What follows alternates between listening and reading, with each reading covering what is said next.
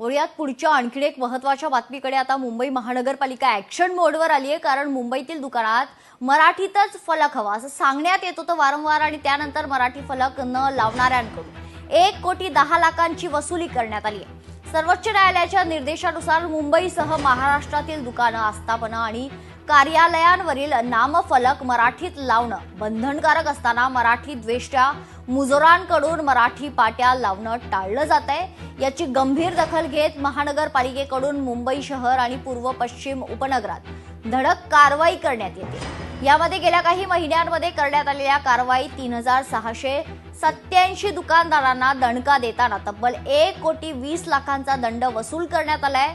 दुकाने, आस्थापना मुंबईत तर फलक मराठीतच असला पाहिजे असा निर्वाणीचा इशारा पालिका प्रशासनाकडून देण्यात आलाय।